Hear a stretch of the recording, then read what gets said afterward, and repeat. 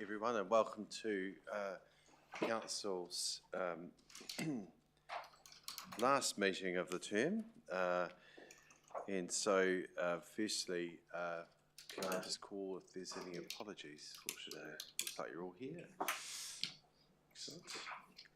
Any conflicts of interest?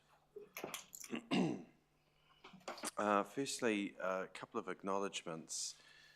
Firstly, one on a bit of a sadder note was the passing of the weekend of Rex Anglem, who is known to many of us, including both Deputy Mayor and Councillor Blackie, with respect to his work with TKTT over many years, but many of us have got to know Rex through various forums. One of those genuine, lovely people in our community, also down at Tuahiwi, someone we've all got to know as we've had the hospitality of Ngāi Tuahariri, but someone who's done a lot for our district, and his passing is very sad, but not unexpected given his health trajectory, but obviously the thoughts of the council with his family, friends and Ngāi Tuahariri at this sad time.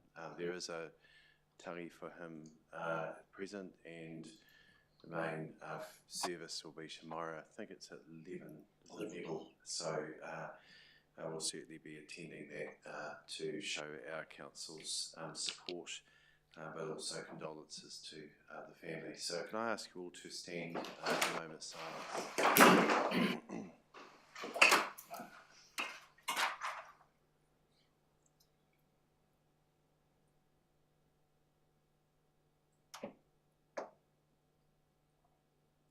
Thank you.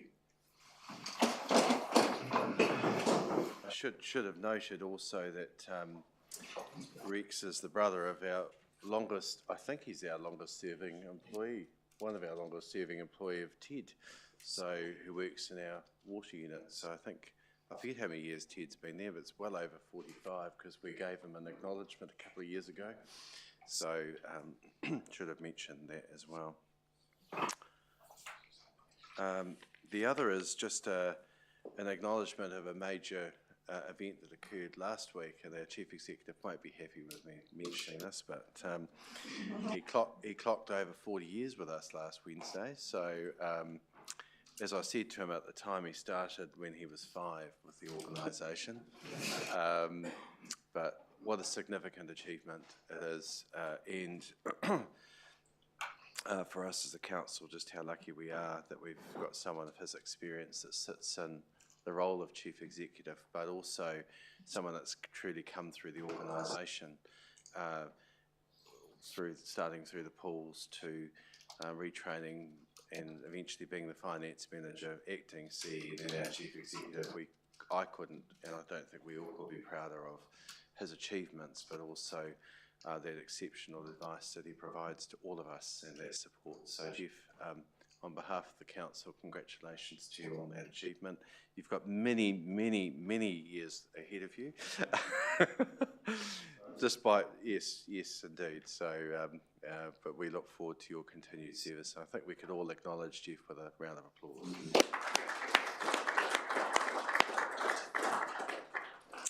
All right. Come to confirmation of minutes. No, we don't. Where are they? Oh, so they're not coming today? Okay. We won't be doing minutes today then. Then we come to item 4, which is reports. 4.1, the adoption of the annual report year ending 30th of June. My understanding is that Paul is to be presenting this. Is that correct? Did you want to introduce? Yes, just Chris, do you want to come up to the table, please? With Paul will be Chris Janae. So Chris has started yesterday actually. No pressure. And is our new manager of, general manager of finance and business support. Chris can actually introduce himself and perhaps give a little bit of detail about himself as well. Thank you. Thank you, Jeff. Thank you, Dan. Do you just press the microphone?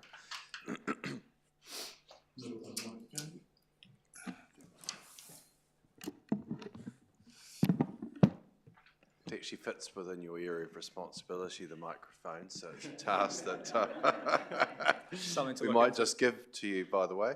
Anyway. Something to look into, me, Dan. Thank you. Thank you both. My background's primarily in audit, so I've been in the building before, and auditing the council many years ago. Spent my time at Audit New Zealand, and really pleased to be joining a sector I've got a really affinity with. A really good council that I'm really looking to work well with. It's been a really good day and a half, and everyone's been lovely so far. So really pleased to be here. Well, welcome, Chris, to our council, but also to our meeting today. And you've got a great background, and you certainly come highly recommended. So we're really looking forward to working with you in your new role and your responsibilities. So those of us that passed our performance review on Saturday, so we'll hopefully be in that position to continue to work with you. Thank you, Chris. So, Paul, the adoption of the annual report, page 5 to 10. Thank you. Thank you, kia ora. This report's to adopt the annual report and the summary annual report for the year ending 2024, 30th June 2025, sorry, wrong year. First of all, I'd like to acknowledge Audit New Zealand and the staff who've worked on this so that we could get this adopted before the election. Everyone's put in a lot of work to be able to get this done in a date that's earlier than we'd normally get done. So Audit New Zealand completed the audit, and we've received an unmodified opinion. What that means is that, in their opinion, that the accounts present fairly the council's financial position, operations and cash flows for the year, that the accounts have met generally accepted accounting principles, and the accounts have complied with the requirements of Schedule 10 of the Local Government Act 2002. So in terms of the details of the accounts, the statement of financial performance shows a surplus of 4 million compared to a budgeted surplus of 27 million. The main reasons for this was on the revenue side, development contributions were a lot less than budgeted, at 13 million less than budget, and subsidy revenue was 6 million lower than budget, primarily because NZTA did not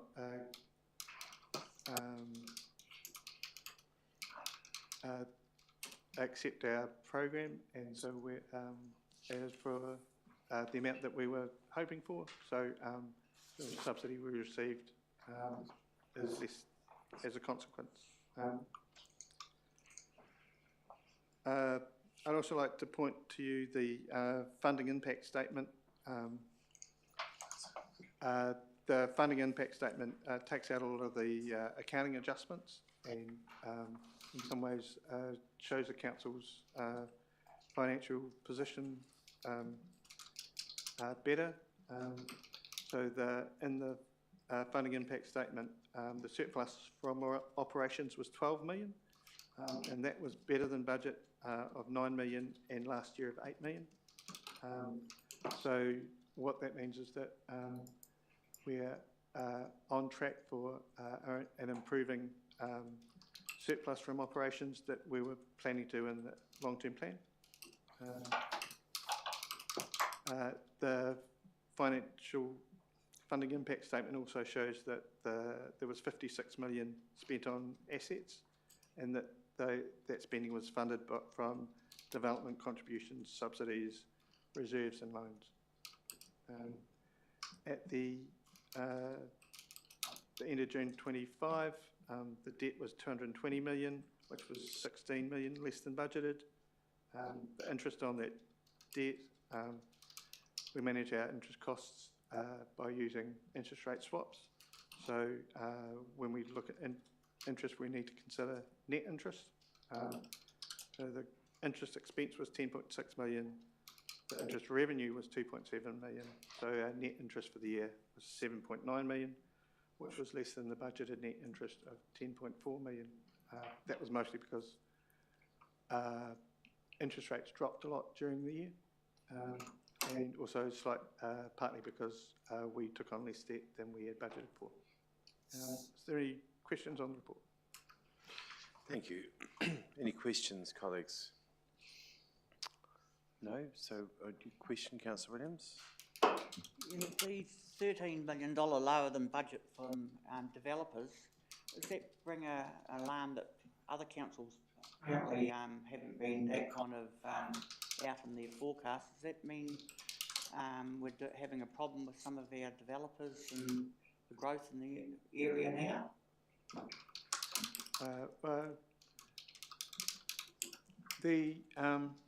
What it shows, we've got less revenue, so that means that less consents would have been completed. Long term, what it probably means is it's more of a timing thing.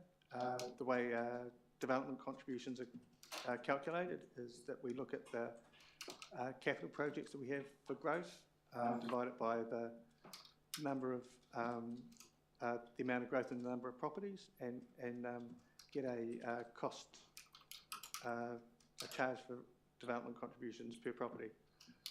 So if the number of charges we get in one particular year is lower, we should be able to recover that in later years.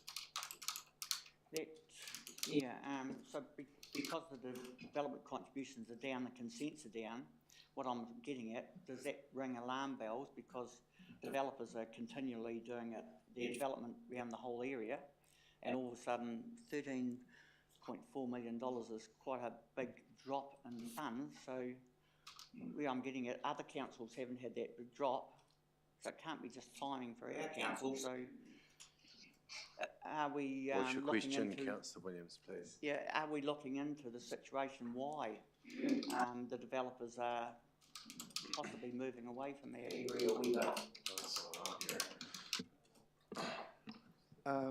I don't know that shows that the developers are moving away from our area. As I said, I think it's to a degree. You can't shift land, so if that's the land that they own, they can't shift it to another district. They can develop that land in our district or not. I suppose their choice is about the timing of when they develop that land. Do you have something you want to add there? No, I was just saying what sort of confirms the timing difference is that we looked at the growth number that we projected for this year, and it was 700 properties, new properties, where the building had got to the stage where it could be brought onto our database as a rateable property. We actually brought in more than what we had budgeted for, around about 750 properties, which was a little bit against the trend around the country, where we're actually growing more than what we actually projected. So the timing difference Paul was talking about is when the subdivisions comes up for its 224C, that's when the amount of payment is due. It's not actually related to the time the actual houses comes onto our rating database, so that's where the timing difference comes in. We do sometimes have problems with old consents where the consent has been approved 4 years previously, where the development contribution is a lot lower to the time when it's actually paid through 224C, and we generally adjust for those in the following year. So to get a true indication of the amount of growth, you tend to take it over a 10-year period. It's like a smoothing average, and we're tracking that through our financials. Sorry, there's just one other point I'd like to bring up. The Auditor General actually does a review of annual reports each year, and they not long ago brought out their review from last year's. But in that, they actually said that it was the first time development contributions had dropped from year to year. So I think you could probably say from that, although it is a year old, that the same thing's happening around the country, not just here. My concern was developers possibly, and maybe Jeff could answer the question, that they've got a big holding cost and they're actually struggling to get their developments done in time, and I'm just wondering what the hold-up is, because they don't think it's their hold-up because they've got their development, you know, their holding costs on their properties. They've already bought the properties, as Paul had said. So I'm just wondering whether it's an internal council problem to get things ticking along a wee bit. No, it's certainly not a problem of ours. If you look at our consent issuing times, they're well within standard. In fact, I think up into about 98, 99% of them have been issued well within the statutory timeframes. Further questions? Question, Councillor? Well, just to justify, would that the little drop for this year be due to the economy of the country, which we're in recession at the moment, and surely that would that be a reason why there's a little dip? And but we know that we've got growth coming. Question. Is that the question? The question was. Does anyone want to hear a go? Is it Yeah, no, I don't think we're experiencing the drop that we're seeing around the country. Our actual new dwellings that we're bringing on our database is more than actually what we've actually forecast. Not a lot, but more. And we're not seeing the actual reduced activity. As I say, I don't think it's a timing difference in terms of when we think the 224C is going to be issued, and that's the time when they pay development contributions to the time we receive the money. I think we need to just check some of the vested assets area to see whether there's any land that's been done as a private developer agreement, those sorts of things in terms of reserves. But generally, we'll mop this up and have a look at it for the next budgeting round.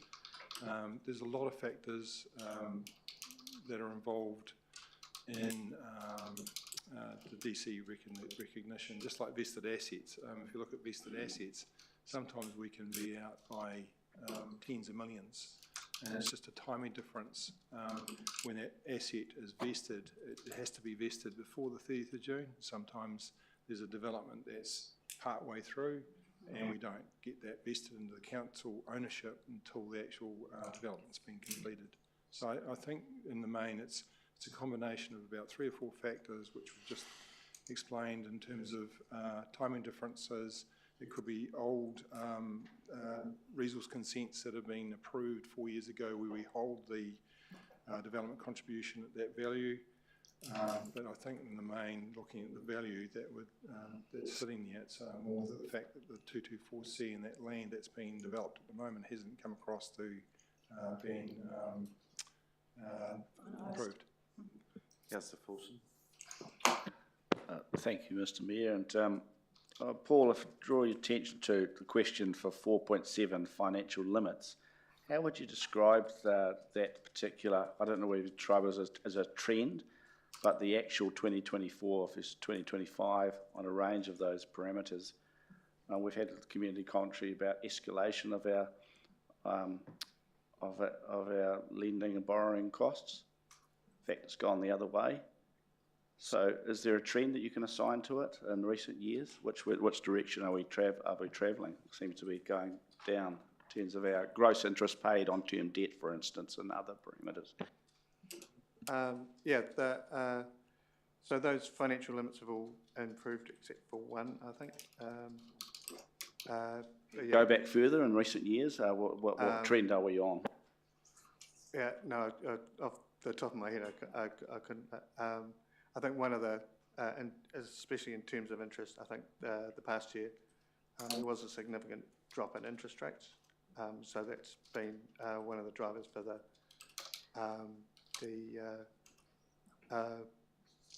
those ratios changing. Just one question, if I may, Mr Mayor. One particular, we've discussed it a lot, net interest is a maximum of 25% of rates revenue. Actual, 7.8 again.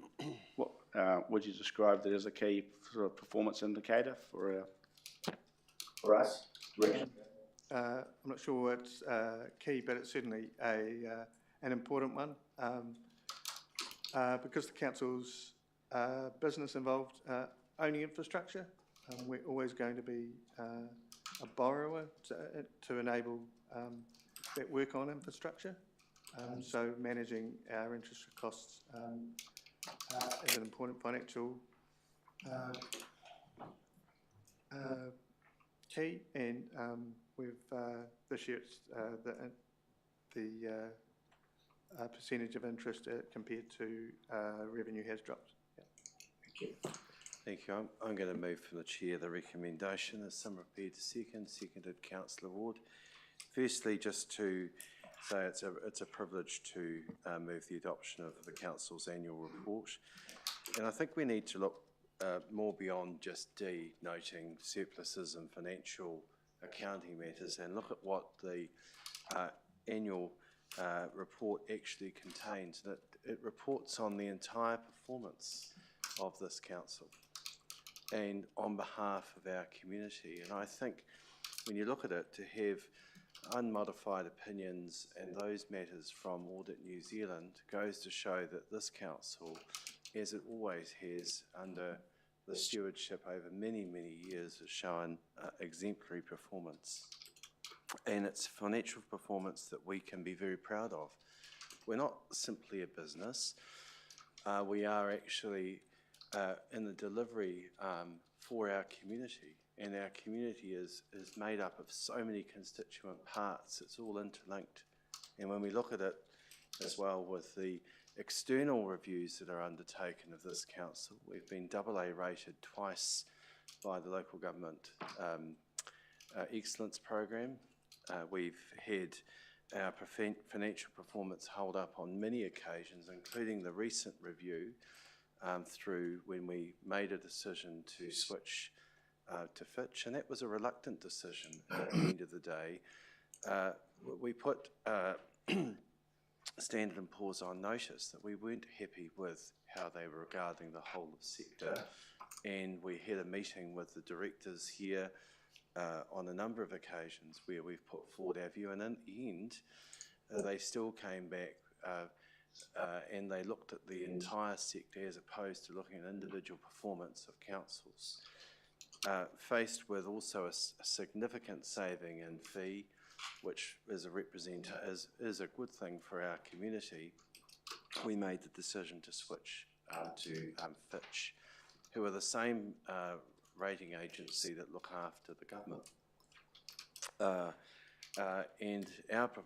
And unrelated to that, because we'd made that decision before we got the ratings, so for those that have speculated that we were shopping around for that isn't correct. The rating came after the fact. We received a AA, which is better than some trading banks. And for that reason, it means that our community on our borrowings get a lesser rate. So those who've speculated that there is some sort of conspiracy around all that and numbers and we shopped around for it, it's absolute rubbish. We just wanted to get the best deal for our community, but also to have recognised this council's financial performance, which is exemplary by anyone else's external measure. Bancorp that come and provide this advice mentioned in their recent report to us that we're one of the best performing councils in the country. Standing up against every other council, we're a growth council, we have our challenges, we know that, but that's where we're sitting. I wish people would stop talking our district down and talk it up. This council, we need to show confidence in our local economy here and where it's at. For the record, I meet with developers regularly. They come and see me, they come and see the chief executive. I go and meet with them and hear what's going on. Actually, they're doing really well. I'm not hearing the same level of concern that was just raised before. In fact, some are running out of sections is where they're sitting at right now. There are some that have picking their timing in terms of when they want to develop, when they want to take advantage of where the economy's at. And it's true, at a New Zealand Inc. level, the economy is not in a great position. We know that.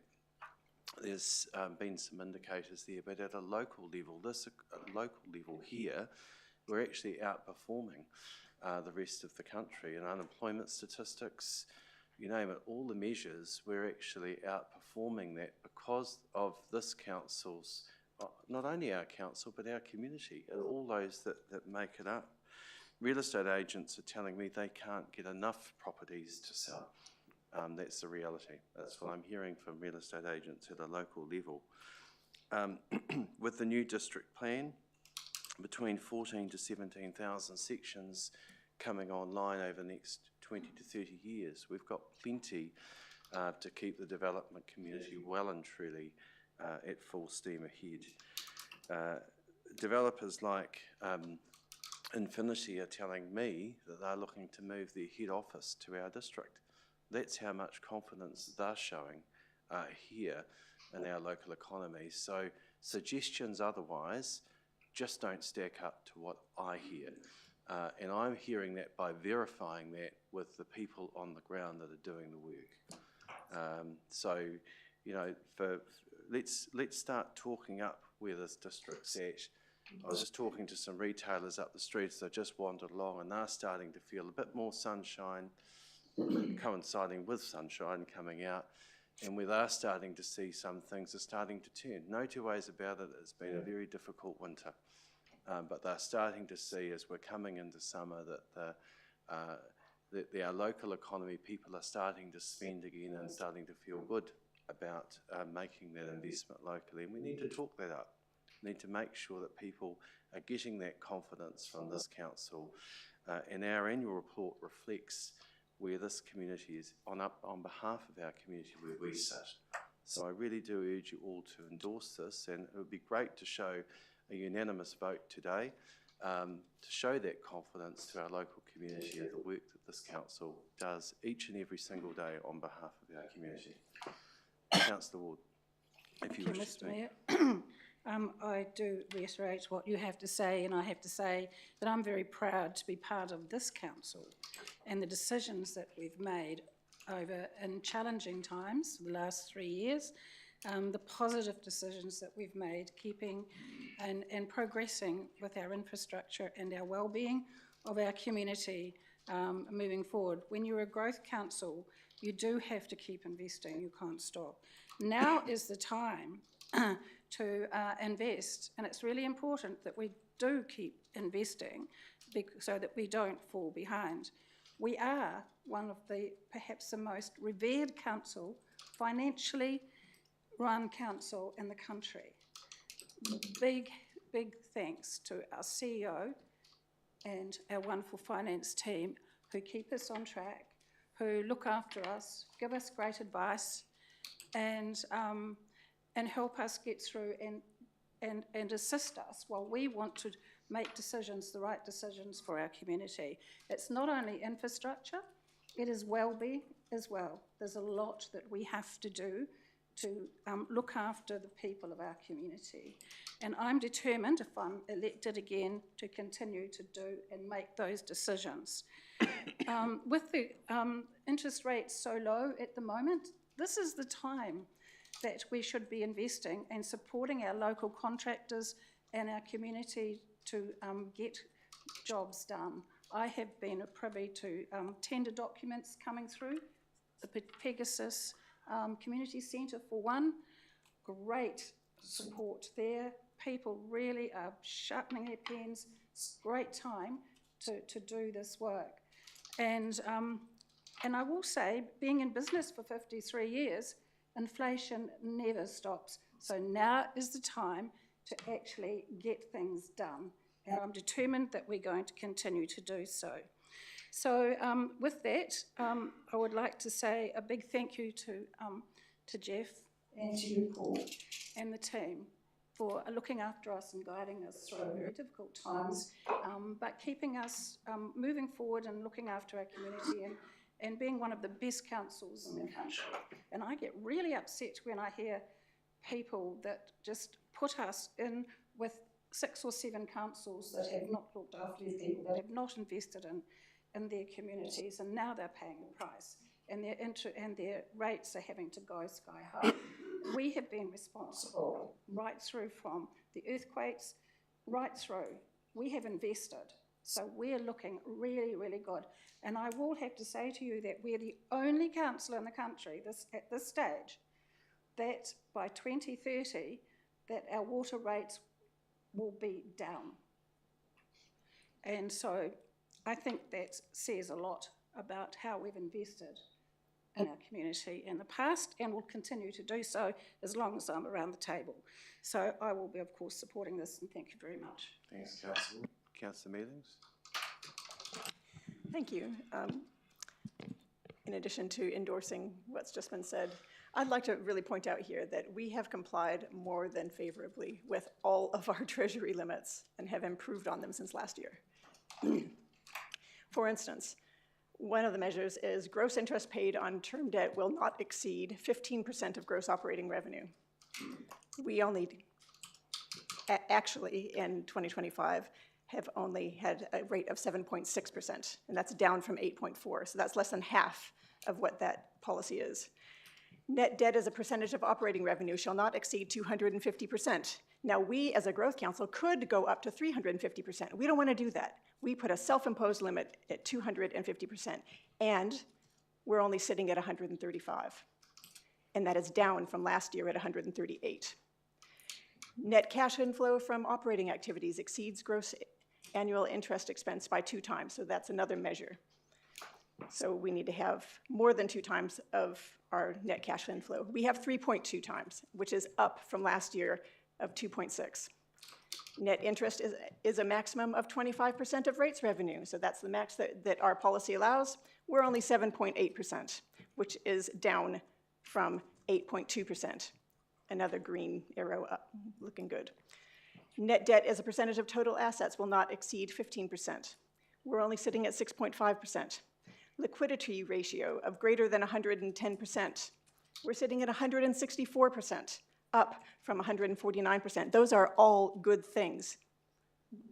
Those are signs of health and good financial management. And I just really want to point that out because there's been a lot of shade thrown at the financial capabilities of this council, and it is undue. And they've done a fantastic job. I would really like to commend you on the work that you've done, and I'm very proud of this council, and I support this report. Thank you. Thank you. Councillor Williams, then Councillor Redmond. Yeah, thank you. Why I raised that question with CE and Paul on the developer contributions, I've had actually the opposite from the developers, and some of the developers have come to me saying they've got some big holding costs there of property they own, wanting to get on with their development. They haven't been able to because hold-ups in the council system. So I don't know whether the one's been telling me not enough. I've also had an email from a developer who's done some development in the main street in Rangiora.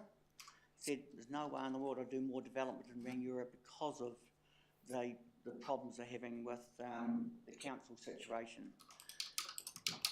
Seen it's been already brought up about the moving credit rating. I've been discussing here, Standard & Poor's did downgrade the council, also put it on watch a wee bit. And I know the council, we talked here that we were going to have a chat to them to try to get our ratings up. They never downgraded every council. So that's a wee bit of a situation been going around. And we did talk to Finch, and the understanding was Finch was actually going around most other councils and seemed to be, probably maybe not, but looked like they were buying councils credit to if they lifted the ratings up. So there's a wee bit of conflict. Point of order, Mr Mayor. Yes. I don't want to see other particularly professional organisations accused of doing something that they're not, and that buying favour is not something we should be doing around this table, certainly in the public arena. I agree and uphold that. Can you please move on, Councillor Williams? I didn't say they were buying it, I said perceived. Excuse me, Well, point of sorry. order, that was said, Mr Mayor. Would you desist with that line and move on, please? I'll desist that line, yes, no problem at all.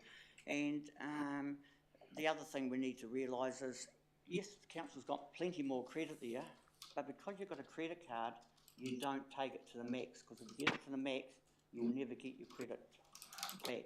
You know, it's finances. If anybody here's got a credit card and you've got a $20,000 limit on it, the worst thing you can do is get it to that 20,000 limit, because it's very hard to get it back.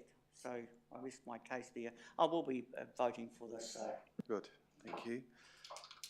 Just on, the point was just raised, as a question to the CE.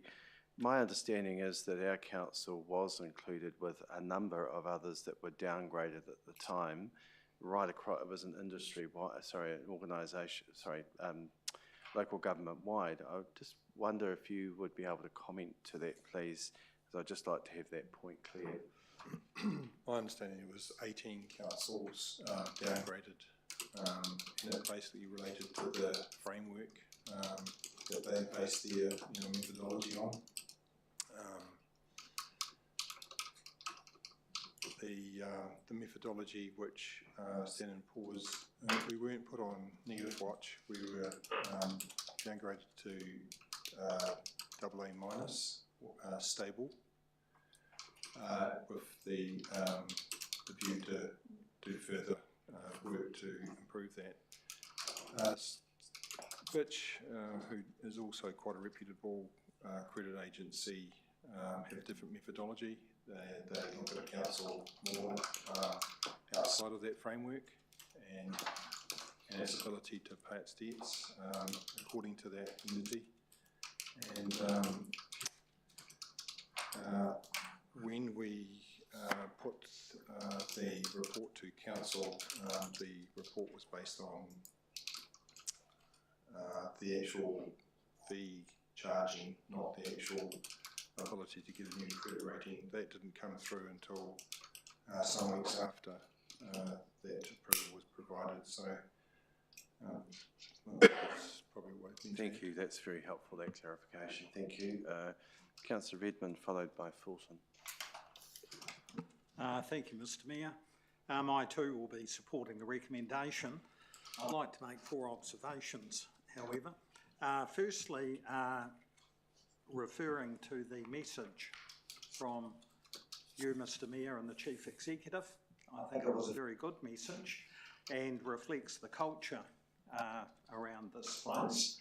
And I particularly liked your comment, as we reflect on the work completed, we are reminded that these achievements are only possible because of the dedication of our staff, the vision of our elected members, and the strong partnerships we have with our communities. I thought that summed it up pretty well, actually. And we're focusing on making Waimakariri an even better place to live. So I'd like to congratulate you both on your message. I think it captured the culture that we have here.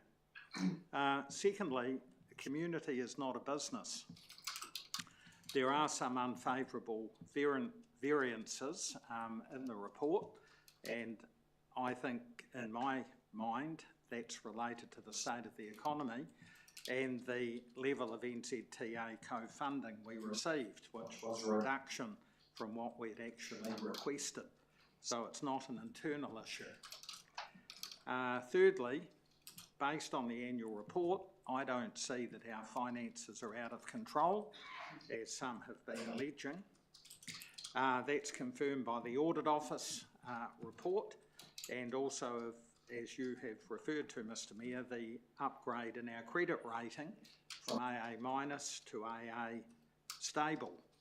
And it's interesting that rather than be congratulated on that, we were lambasted for saying, well, we didn't know. It wasn't the strength of the rating, it was the fact that some members hadn't woken up to the fact that the grading had been upgraded. Fourth, and this is quite pleasing for me, as roading portfolio holder, in the annual report you'll see the amount of money spent on various services, and I think it is a good thing that we're spending $1.79 per ratepayer per week, I think it is, on roading and footpath areas. That's significant and is the single largest area when we look at where the rates are spent. So having said that, I think we're heading in a very good direction, and I'd like to congratulate previous councils and this one for putting us in the position we're now in. And I see in the years to come that our ratepayers will be reaping the benefits of those decisions made by us and our predecessors. So very happy to support this recommendation. Thank you. Councillor Fulton. Thank you, Mr. Mayor, and I think there's been some interesting reflections here. One of my reflections is that I try not to elevate people and their concerns on the basis of whether they're a developer, or they're a ratepayer, or they're anyone special. We've had references around the table here to developers are telling me, developers tell me this, developers. Well, I think actually to the extent we actually owe a bit of transparency to people. If developers are telling us, who are these developers? Well, why can't we know who they are and what their interests are? Because we could all talk merrily all day about what developers say and what I've been told on the street corner. But we are a community of people, whether they are paying minimal rates, whether they're trying to evade their rates, whether they're building, whether they're not, whether they're 20 or 80. I think we're a community of people. I've said before, and like an old man says, I'll say it again, we are not a shop. We are not a business trying to run up the till, okay? We have a lot of interests here. We have to balance a variety of interests and concerns. We have to live in the now, we have to live in the short term, we have to live in the long term, because this council and this community will be here long after we're voted in or out. Okay, we're an intergenerational concern. So I think that's we don't just knee-jerk ourselves to the responses to the interests of any particular group in our community. And so that's the one thing. Expenditure summary is the other. I noticed in our pie graph, lovely coloured pie graph as it is, there are 14 separate portions of council activity here. From governance at 2%, you know, roads and footpaths 16.8, you name it, 10%. I would challenge anyone who thinks that they're going to basically trim our sales substantially. You go through those 14 bits of the pie sitting to my right, you carve off those bits of the pie and you tell me which bits are going to sit on your left, or vice versa. You're going to have to cut quite substantial bits of that pie. And some of the commentary out there in the community is that we can do that quite merrily. Well, I challenge anyone to sit here and tell us which bits of the pie you're going to cut right here and now, because I think people in the interest of transparency deserve to know which bits of the pie you're going to leave on the kitchen floor. Okay, so a couple of themes there, but in general, thank you much to the staff. It's been a challenging term. I think we do a great job as councillors and working with staff to get the right outcome for our community, and I'll be supporting this annual report on that basis. Thank you. Thank you. Any further speakers? Just in right of reply, can I just mention that Councillor Williams, you voted for the change to Fitch, and clarifying the point, we were one of 18 councils downgraded. So it wasn't just a one-off, it was a situation that was right across the board. So just to clarify that, I hope you're clear on that point. Council 8. Not every council, but one of, we were 18. And it depends on the timing of when councils are determined. We are in a cycle with others. There are a number that were in that category, and there are others that were waiting for their, where they were sitting. But this council, I think wisely, on the advice of Bancorp and and where we take our advice, we looked seriously after providing, as I mentioned in my initial comments, of where we are best placed. It's not unusual to change providers, and when you get a better deal, as we did, which represents significant saving to this community, and at the end of the day, why we look for ratings, isn't it? It's around how we can service our debt, getting the best deal for our ratepayers. So I don't see what the big deal is, to be honest. Getting better rates helps get lesser interest rates. I think you'd be all over that, Councillor Williams. So at the end of the day, I'm sorry it doesn't fit the narrative that's going around council's performance, that we're now a AA rated council with Fitch, but it is what it is. We've got the same rating provider as the government. We're rated better than ANZ and BNZ Bank. That's the best deal we could get for our community, and I'm not apologising for that. That's something that we will always look to do. If we can get a lesser rate, why wouldn't we do it? Developers' concerns, if you've got them, refer them to the CEO. He can look into that with our staff. That's what I do if there are concerns raised or matters raised, rather than speculating what they are. Let's get them looked into. If they're legitimate issues, let's get them there. And like Councillor Fulton said, we serve all our communities, so it's not just our development community. They're an important part of it, but it's our entire community. And around credit card, mentioning around that before, zero rates would be, if that was where the community endorses a particular position, which I don't think they will at all, you would be running us, and that sort of philosophy would be running us into a major overdraft. There's been no suggestion of how those savings would be found at all over this last election period. Really concerns me, things like that being said when we're a growth district and how we're going to fund things. We've got a balanced program right now that looks at all those things really carefully, including prioritisation of the budget, and that's what this annual report confirms, the current council's current performance and how we're managing that and delivering within that one of the lowest rates increases in the country.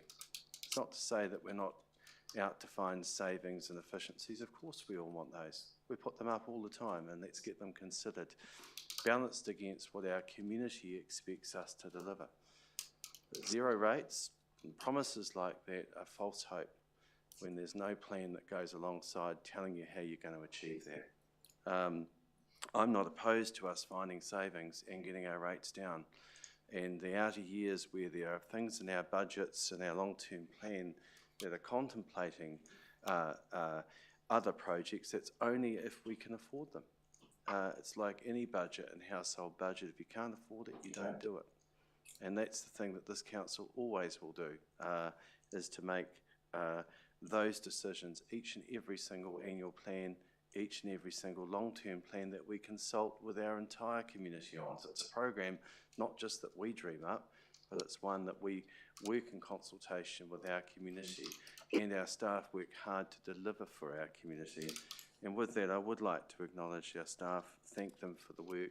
As has been mentioned, there's a huge amount of work that goes into this. Thank you, Paul, Jeff, and our entire team. A number of our general managers are here across our organisation. I would appreciate if you could extend to them our thanks for all the work that goes in. I'm proud of the infrastructure work that we do. We have a 150-year infrastructure strategy, one of the few councils in the country that has that, and that's because of a real lot of hard work that's gone on over many, many years, and an investment strategy going forward to make sure that we keep up with it. This is a plan that's working. So colleagues, I encourage you to endorse the direction that's come through the reporting back of Council's annual report today. With that, I'll put the recommendation. All in favour, please say aye. Aye. Contrary? Declare that carried. Thank you. Right. Just before we come to our valedictories, can I just say it's the end of our term, and I'd like to thank all the colleagues for a really good term. I think we've had a really good term working together. We've worked through a lot of challenges, and I think we've all worked well together. I think you've all worked very hard in your particular portfolios. I like that system, and I know we had a brief discussion last week about that, but that system seems to work well. We tweak it every term, but I think that's that relationship that exists between council or the elected members and staff is one that's envied around the country. Not all councils have the privilege that we do, and through our Chief Executive that enables that, and that's why I think we get really good results here as a council, because we have a close working relationship. So thank you to all of you for the roles that you've done. To those who are retiring, we'll hear from you shortly, but both Al and Neville, thank you for your long and dedicated service to our communities. Neville, 21 years. I know you've said it a couple of times it was 24. I was hoping that you would make it 24, but thank you. And a more loyal deputy mayor I couldn't have had, so thank you for that. And Al, my understanding is it's 18 years combined service to our community with both the Kaiapoi Borough and with our district council. You're always a voice of great reason here. I love your frankness, your turn of phrase at times, all times actually. Enjoy your company. I think you've really led very well in the portfolios you've been in. We've been lucky to have your skills and expertise here. So on behalf of us all, we wish you both all the best for your futures. Please don't be strangers to us. Hoping those of us here survive our performance reviews, which we'll find out on for sure on Saturday. But you both can leave with your heads held high, and with on behalf of a very grateful community, can we acknowledge and thank you both for your service? I think for that answer. And I'd just like to also acknowledge and thank our Chief Executive, all our staff who serve our community so well. You work very hard for this community, and I know, and those of us here know how hard our staff work, and they do exemplary work. Sometimes in very trying situations, but they're always looking for the best outcome for our community. We have sometimes not easy roles where you've got to tell people sometimes that they can't do things a certain way, but my experience in dealing with our staff, while we have that, we also focused on enabling as well, which is how you can't do it one way, but you might think about doing it this way. And that's the experience I have in meetings with our staff, and know that it's that can-do attitude that makes and sets this district apart.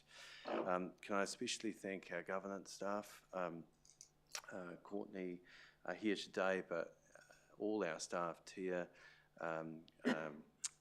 Kay, Ashlyn, I haven't gotten anyone in that space, I know. It's always a risk when you start individually naming, but can I thank you, all of you, governance staff in particular, for the role that you perform. I'd like to especially, I'm saving my thanks last for Sarah, because Sarah is the glue that holds it all together. Thank you, Sarah. I know you've, with just our governance team really do serve our council really well, and are superbly well led. Thank you for the advice that you provide to us. And I know through this election period as well, you have another role also, but thank you for what you do and your entire governance team for our organisation, and to all our staff. Can I ask us to please put our hands together for our staff, please? And with that, we're getting to near a wrap of this term. We've got a couple of more items of business to deal with, but now going to call upon two colleagues for a valedictory. First, Councillor Alistair Hartley Blackie, KSM or QSM, and all doctor, all the other pieces. Yeah, thank you. Thanks, Al. Yeah, whatever. Thank you, Mr. Mayor. You may have noticed, those that know me well, I don't do bureaucracy very well. Part of that's 50 years of dentistry, where you're your own boss and working solo. So, my idea of an ideal committee is 3 people with 2 of them absent, and I'm good with that. So how did I manage to stay vaguely sane for 9 years? The answer to that, I think, is the choice of the tasks to which I was allocated. When David Ayres shoulder tapped me way back and said, I want you on council, please, I said, yes, if you'll give me, but only if you'll give me regeneration, which he did. And we have achieved 95%, somewhere around there, of the task we set out to do there, with Neville and Duncan and myself and the committee putting Kaiapoi back together. We had 10 major projects, the jewel of which was the mini marina in the river, and we have the nearly completed ones, the Mahangakai Forest, the rowing at Murphy, the projects in Courtney Drive now, the village and the Croaky and the men's shed are coming on. We're on the home straight there, so very proud of what we achieved there. Then I moved on to green space. Well, the green part of green space, Robbie had, and I shared it, I had the greenie bit, and that tied in very well with Tikahaka and the other reserves of which I was on, and even the Pegasus bylaw. All those things had a big overlap, and that's my happy place. Putting trees in the ground is what I do best, and all of those things all overlapped and kept me off the streets quite nicely. Then the mayor decided we needed an arts and culture portfolio to keep me occupied.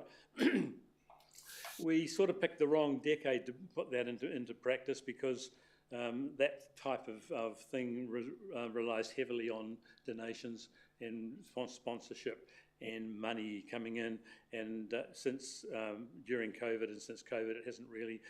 We all know it's slowed to a trickle. Despite that, we've had some successes. Waipat have got some sculptures out there, and have got murals out there, and run events. And on the arts committee side, with Mel's tutelage, we are taking the Arts Committee and the Arts Collection, Public Art Trust, and the Arts Collection Trust, and the Arts Council, and tried to fuse them together in an administrative manner, so that we're going for efficiencies, which cost the ratepayer less than running 3 separate committees does. So we had some successes there, and there'll be more to come. CNR, working for CNR has been a pleasure. That department of council is extremely well managed, with the Führer, Chris Brown, overseeing it, sitting there with his broken shoulder. Working with Tessa and her gang, and Grant and his gang in Green Space, and the rest of the team, they are excellent people to work with. They started off as staff and they became colleagues, and a lot of them now have become quite close friends, and I will miss them a lot when I'm gone. So it's time to go. I'm getting old and a bit cranky, as you've sort of noticed. What have I learnt? I've learnt a lot of stuff about a lot of stuff, as all councillors do. I've learnt to try to change what can be changed and tolerate the things that you cannot change, which is quite good for me, really. I've also learned that you don't have to be flawless. Sometimes you just have to turn up and show up and do your thing. So the Chinese have a saying, may you live in interesting times, and we do. Turbulent times, actually, to be more accurate. I know what it... Sorry, I missed out a bit. Because it's time to go, I've got to this age where if you argue with me now, it's elderly abuse. Yeah, so tough times ahead, or turbulent times ahead facing us. Political climate is whatever. I can't think of polite terms for that.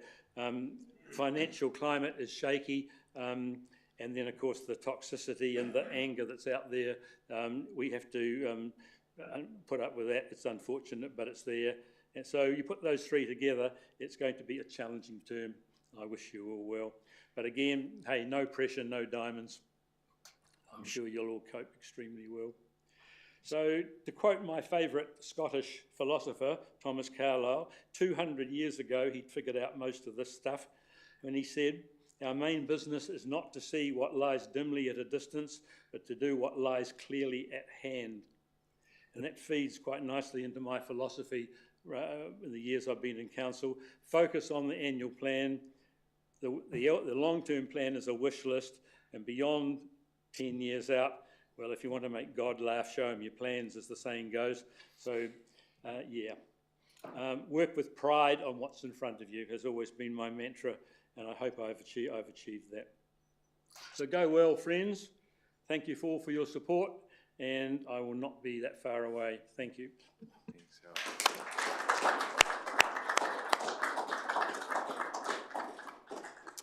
Thanks, Al. Deputy Mayor, Neville Atkinson. Thank you, Mr. Mayor. Last century, I decided to do something that was a little bit out of my comfort zone. 26 years ago, I was a coordinator for a promotion association in Kaipoi. And I decided that we should have a marina in the river. Took a seismic shift to even look like we were going to get one, and we did. It did take a lot to get there and make sure that happened. But it's the last century thing that does it for me. It's the fact that it was 26 years ago when I started on a political career. 21 years ago I was elected. I attended more meetings than any other councillor in the 6 years previous to me being elected. I was at every councillor meeting there was for 6 years to collect information and do what it was to get elected. And I did that. Now I'm pretty proud of that. CE's been through 3. Not many in 21 years, is it? Shows the stability of the council. And it shows that this council has been in a stability for many, many years, and long may it continue. Department heads, and particularly who they are now, and I will name them, Jared, Kelly, Chris, Sarah, Simon and Alistair, thank you for all that you do for this organisation and for what you have done for me to keep me on the straight and narrow for the last 21 years around this table. And can I employ all of you to make sure that you listen to each one of them when they give you advice, because it is good, sound advice to make sure that you are kept safe. It's easy to write the infuriating email, but don't push the go button until tomorrow morning when you've actually thought about what you've put in that, because that has always put me in good stead, is the fact that you just hang off on that until such time as the mind calms down and your temperature goes to where it should be at 37 degrees and just stays there until such time as you push that button. So make sure that you do listen to those heads in the future, and that you do put them all together with you and the way you're thinking as to when you make your decisions. To the CE, 40 years, Jeff. Man, what an accomplishment. From the snotty-nosed little boy who was running around wiping after people in the swimming pool to running the whole organisation and doing it extremely well, extremely well. We've been very lucky to have the leadership of which we have from our staff in this council. In fact, very, very lucky. I also want to make particular note to the governance staff. When I first came here, we had 2 young ladies who weren't even with us, and that was Ashlyn and Courtney.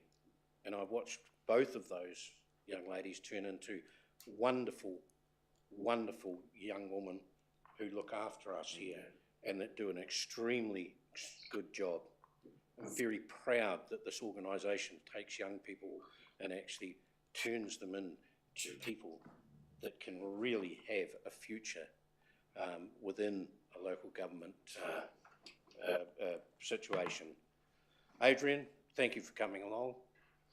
You've been with us for a long time, and I'm really proud that you have turned up to say hooray.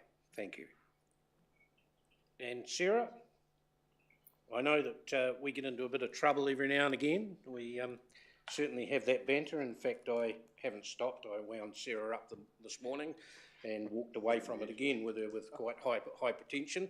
But I'm sure she's looking down there laughing now, so she must have she must have actually calmed down a little bit from our conversation. But that's a favourite pastime of mine, and one of the things that I do like to say that I think I'm pretty good at. 15 years ago, we had a life-changing experience, and that was an earthquake. That life-changing experience was literal for the people in this council. There was a gentleman who called in to me after about 9 months of us attending meetings every day and every night with our community to see what it was that they required after an earthquake. And he said to me, he said, here's some muffins for you, which I was pretty pleased about because I do like muffins. And he said to me, he said, no one thinks of you guys. They all think of what's happening in the community and about what they're doing. No one thinks about what it is that the council and elected members and staff do during the day and during the night while you're in the middle of a disaster. Never have I been more appreciative of a member of our public calling in to me with those simple words and half a dozen muffins. It really did make a difference. His name was Graham Ford. Don't mind naming him because it was something that has always stuck in my mind. And just while we're on the staff thing, unfortunately, I was at Rex's funeral down at the Marae the other day, and sitting there was his brother, Ted, who has worked for us for nearly 50 years in the water unit. And I said to Ted, I said, I can't understand why you're at this event when you should be at work. He said, don't worry, I've already had 2 phone calls this morning. That's the dedication of the staff in this organisation. They go far above and beyond. When it comes to communication, I also want to, of late, mention Kim, who of course writes all my speeches. I've never read one of them yet. But it does give me the good bullet points to get through to get to where I want to know. But I always get on a Monday morning after the weekend, if I've had to talk somewhere, Kim will come in and say, did you use it? No.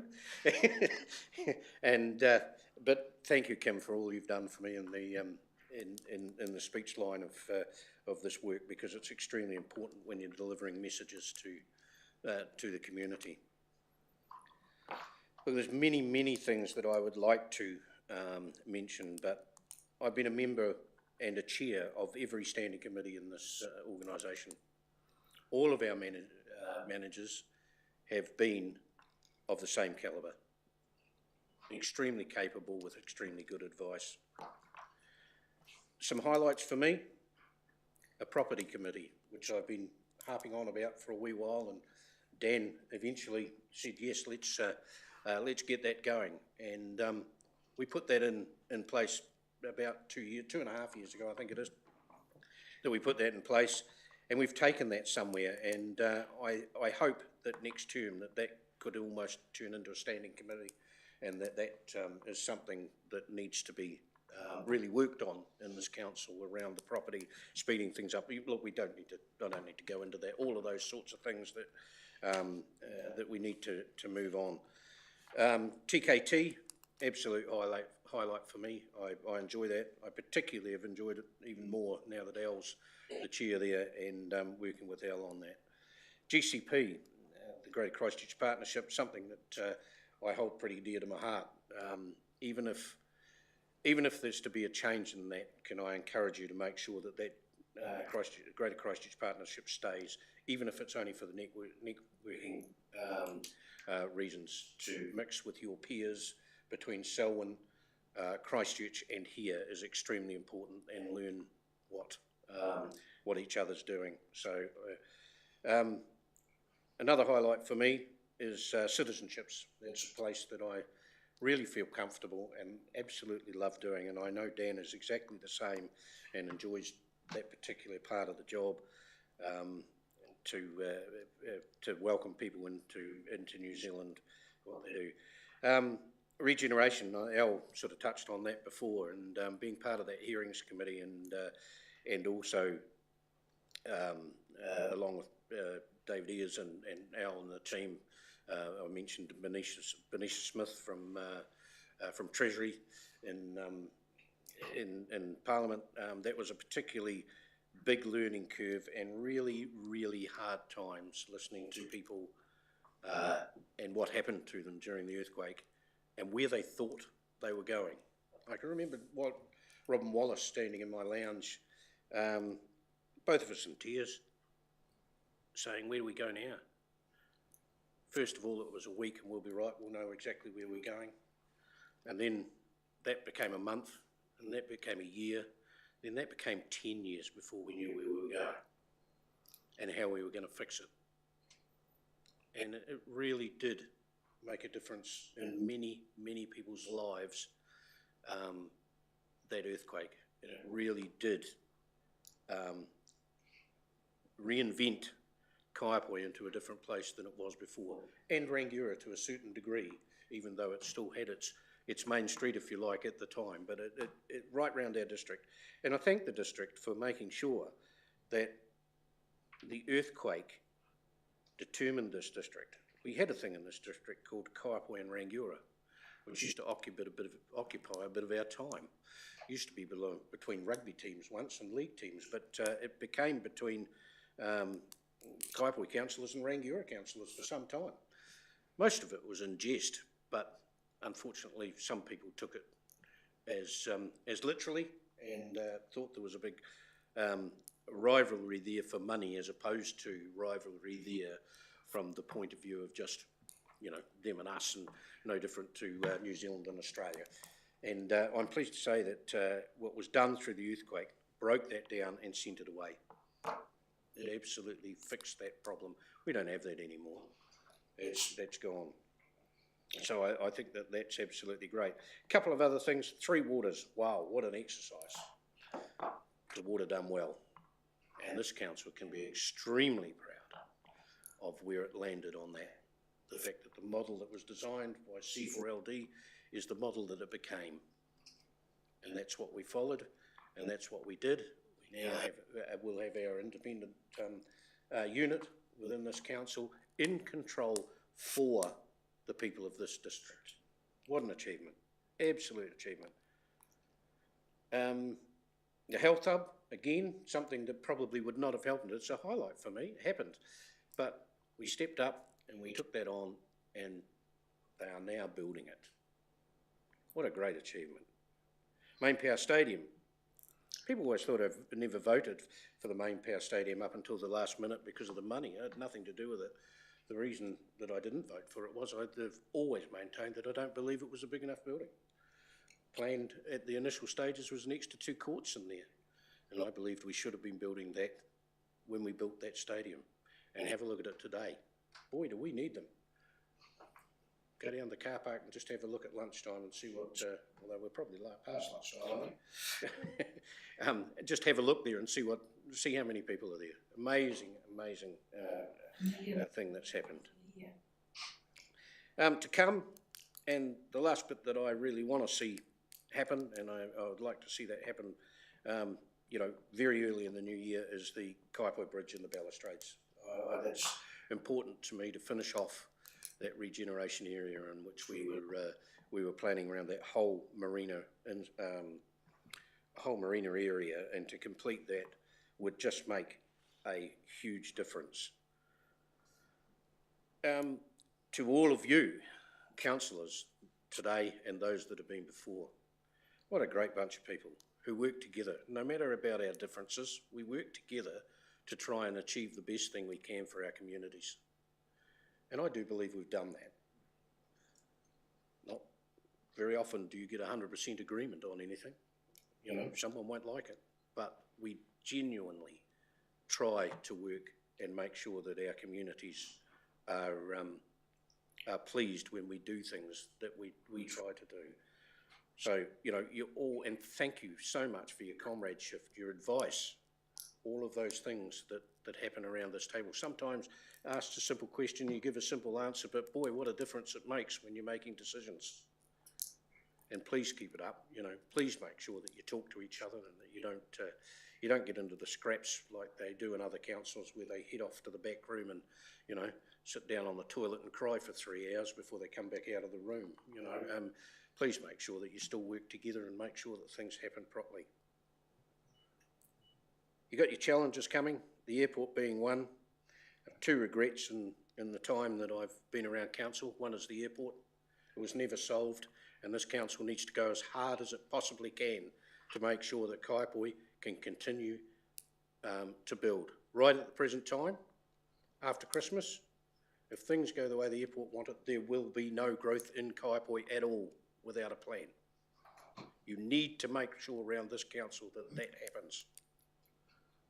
There is a plan and that growth can happen in Kaipoi. Millions and millions of dollars by developers have been spent there for the growth that was planned. And if that's shut down by that stupid airport, then we've all got something really badly to worry about. And it's not about them and us, it's actually about the growth of a town and 15,000 people that live within it. They are already there. They do not deserve to have a no growth. They deserve to have growth. Our district plan, it actually allowed for that and said to the airport, you've got it wrong, we've got it right. And now they've challenged it, and that is going to be an issue for Kaipoi. 200 jobs there after Christmas will be gone from momentum if we don't get the growth program back onto the track, just through one company, the airport, trying to shut everything down. So I implore you to absolutely go hard and make sure that those people do not get their own way in this. It's ridiculous to think that their noise can shut a town down. It's not the people's noise, it's theirs. They create it. And to Dan, thank you very much for all you've done for me and for all that has happened around the council table while you've been here. You are a true mate, and I've enjoyed every minute. Al's right, a lot of angry people out there. Time people pulled their head in and started talking to people properly. And I say that publicly because it's absolutely true. The way that people talk to people these days is unacceptable. Get some decorum around the place, you people out there, and respect people. It doesn't matter whether they're in a position of power or whether they're not. Just respect each other. Get on and do things together and make the world a better place. Thank you very much.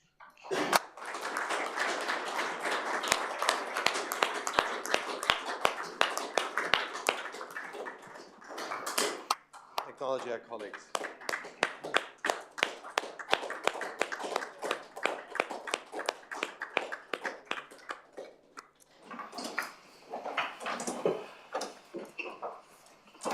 Thank you both, and thank you for your very special reflections on your term with us.